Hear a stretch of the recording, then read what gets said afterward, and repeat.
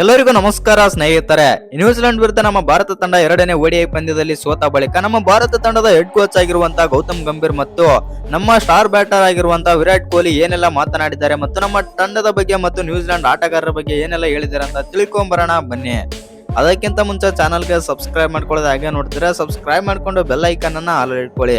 ಹಾಗೆ ಮರಿದೆ ಲೈಕ್ ಕೊಡೋದನ್ನ ಕೂಡ ಮರಿಬೇಡಿ. ಇನ್ನು ನಿಮ್ಗೆಲ್ಲ ಗೊತ್ತಾಗಿದೆ, ನಮ್ಮ ಭಾರತ ತಂಡ ಬಂದ್ಬಿಟ್ಟು ಮೊದಲನೇ ODI ಪಂದ್ಯದಲ್ಲಿ ಭರ್ಜರಿ ಪ್ರದರ್ಶನ ಕೊಟ್ಟು ಪಂದ್ಯ ಆದ್ರೆ ಗೆದ್ದಿತ್ತು. ಆದ್ರೆ ಇದೀಗ ಎರಡನೇ ODI ಪಂದ್ಯದಲ್ಲಿ ಬಂದ್ಬಿಟ್ಟು ಹೀನಾಯವಾಗಿ ಆದ್ರೆ ಸೋತಿದೆ. ಇನ್ನು ಈ ಸೋಲಿಗೆ ಪ್ರಮುಖ ಕಾರಣ ಅಂತಂದ್ರೆ ಅದು ಬೌಲಿಂಗ್ ಆಗಿರ್ಬೋದು, ಬ್ಯಾಟಿಂಗ್ ಆಗಿರ್ಬೋದು. ಇನ್ನು ಈ ಪಂದ್ಯದಲ್ಲಿ ಟಾಸ್ ಹೊತ್ತು ಮೊದಲು ಬ್ಯಾಟಿಂಗ್ ಮಾಡಿದಂತ ನಮ್ಮ ಭಾರತ ತಂಡ ಮೊದಲು ಬ್ಯಾಟಿಂಗ್ ಮಾಡಿ 284 ರನ್ ಆದ್ರೆ ಹೊಡಿತಾರೆ. ಇದರಲ್ಲಿ ಬಂದ್ಬಿಟ್ಟು ಕನ್ನಡಿಗ KL ರಾಹುಲ್ ಸೆಂಚುರಿ ಬಿಟ್ರೆ ಬೇರೆ ಯಾವ ಬ್ಯಾಟರ್ ನಿಂದನೂ ಅಂತ ಹೇಳಿಕೊಳ್ಳುವಂತ ಪ್ರದರ್ಶನ ಏನು ಕಂಡು ಬರಲಿಲ್ಲ. ಇನ್ನು ಸೆಕೆಂಡ್ ಇನ್ನಿಂಗ್ಸ್ ಆರಂಭಿಸಿದಂತ ನಮ್ಮ ಭಾರತ ತಂಡದ ಬೌಲಿಂಗ್ ನಲ್ಲಿ ಬಂದ್ಬಿಟ್ಟು ಅಂತ ಹೇಳ್ಕೊಳ್ಳುವಂತ ಬೌಲಿಂಗ್ ಪ್ರದರ್ಶನ ಯಾರು ಕೂಡ ತೋರ್ಲೇ ಇಲ್ಲ. ಇನ್ನು ಸೆಕೆಂಡ್ ಇನ್ನಿಂಗ್ಸ್ ಬ್ಯಾಟಿಂಗ್ ನಲ್ಲಿ ಬಂದ್ಬಿಟ್ಟು ನ್ಯೂಜಿಲೆಂಡ್ ತಂಡ ಭರ್ಜರಿಯಾಗಿ ಪ್ರದರ್ಶನ ಕೊಟ್ಟು ಇನ್ನು 47.3 ಬಾಲ್ ಗಳಲ್ಲಿ ಈ ಪಂದ್ಯವನ್ನಾದರೆ ಮುಗಿಸುತ್ತೆ. ಇದರಲ್ಲಿ ಬಂದ್ಬಿಟ್ಟು ಡ್ಯಾರೆಲ್ ಮಿಚೆಲ್ ಅವರು ಬಂದ್ಬಿಟ್ಟು 131 ರನ್ ಆಡಿದರೆ, ವಿಲ್ ಯಾಂಗ್ 87 ರನ್ ಆದ್ರೆ ಹೊಡಿತಾರೆ. ಇನ್ನು ಗ್ಲೆನ್ ಫಿಲಿಪ್ಸ್ ಅವರು ಒಂದು ಫಿನಿಶಿಂಗ್ ಟಚ್ ಕೊಟ್ಟು 32 ರನ್ ಆದ್ರೆ ಹೊಡಿತಾರೆ ಅಂತಾನೆ ಹೇಳ್ಬಹುದು. ಇನ್ನು ನಮ್ಮ ಭಾರತದ ಬೌಲಿಂಗ್ ವಿಚಾರಕ್ಕೆ ಬರೋದಾಯ್ತು ಅಂತಂದ್ರೆ ಮೊಹಮ್ಮದ್ ಸಿರಾಜ್ ಮತ್ತು ಹರ್ಷಿತ್ ರಾಣಾ ಇವರಿಬ್ಬರನ್ನ ಬಿಟ್ರೆ ಪ್ರಸಿದ್ಧ ಕೃಷ್ಣ ಮತ್ತು ಕುಲ್ದೀಪ್ ಯಾದವ್, ರವೀಂದ್ರ ಜಡೇಜಾ ಮೂವರು ಕೂಡ ಎಕ್ಸ್ಪೆನ್ಸಿವ್ ಆದ್ರೆ ಅಂತಾನೆ ಹೇಳ್ಬಹುದು.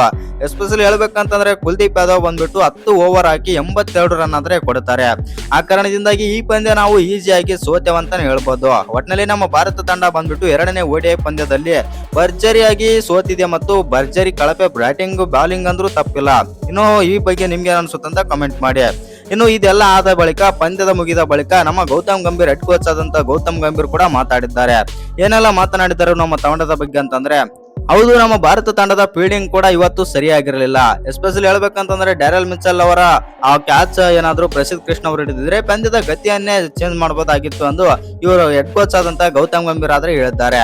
ಹೌದು, ಇವತ್ತು ಸ್ವಲ್ಪ ಲೂಸ್ ಫೀಲ್ಡಿಂಗ್ ಆಯ್ತು ಮತ್ತು ಒಂದು 20 ರನ್ ಆದ್ರೆ ಶಾರ್ಟೇಜ್ ಆದವು ಮತ್ತು ನಮ್ಮ ಭಾರತದ ಬ್ಯಾಟರ್ಸ್ ಗಳು ಇವತ್ತು ಸ್ವಲ್ಪ ಡಲ್ ಆದ ರೀತಿ ಆದ್ರೆ ಕಂಡರು. ಮುಂದಿನ ಪಂದ್ಯದಲ್ಲಿ ಅದ್ಭುತವಾಗಿ ಕಮ್ ಬ್ಯಾಕ್ ಮಾಡ್ತಾರೆ ಅಂತ ನಾನು ಅನ್ಕೊಂಡಿದ್ದೇನೆ.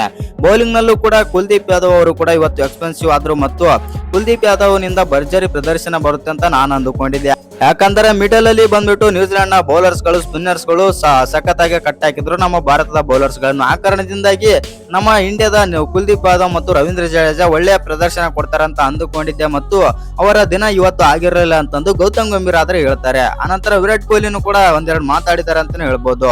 ಹೌದು, ಈ ಪಂದ್ಯದಲ್ಲಿ ನಾವು ಸೋತಿದ್ದೇವೆ ಮತ್ತು ನಮಗೆ ಇವತ್ತು ದಿನ ಇರಲಿಲ್ಲ. ಆ ಕಾರಣದಿಂದಾಗಿ ನಾವು ಆದ್ರೆ ಸೋತಿದ್ದೇವೆ. ನೆಕ್ಸ್ಟ್ ಮುಂದಿನ ಪಂದ್ಯದಲ್ಲಿ ಗೆಲ್ಲುತ್ತೇವೆ ಮತ್ತು ಮೂರನೇ ಪಂದ್ಯದಲ್ಲಿ ಗೆದ್ದು ಸೀರೀಸ್ ಅನ್ನು ಗೆಲ್ಲುತ್ತೇವೆ ಎಂದು ವಿರಾಟ್ ಕೊಹ್ಲಿ ಆದ್ರೆ ಹೇಳಿದ್ದಾರೆ. ಇನ್ನು ಈ ವಿಡಿಯೋ ಇಷ್ಟ ಆಗಿದ್ರೆ ಒಂದು ಲೈಕ್ ಮಾಡಿ, ಶೇರ್ ಮಾಡಿ. ಹಾಗೆ ಇನ್ನು ಯಾರು ಚಾನಲ್ಗೆ ಸಬ್ಸ್ಕ್ರೈಬ್ ಮಾಡ್ಕೊಂಡಿಲ್ಲ, ಸಬ್ಸ್ಕ್ರೈಬ್ ಮಾಡ್ಕೊಂಡು ಬೆಲ್ ಐಕಾನ್ ಅನ್ನ ಆಲ್ ಇಟ್ಕೊಳ್ಳಿ. ಹಾಗೆ ಮರಿದ ವಿಡಿಯೋಗೆ ಒಂದು ಲೈಕ್ ಕೊಡೋದನ್ನ ಕೂಡ ಮರಿಬೇಡಿ.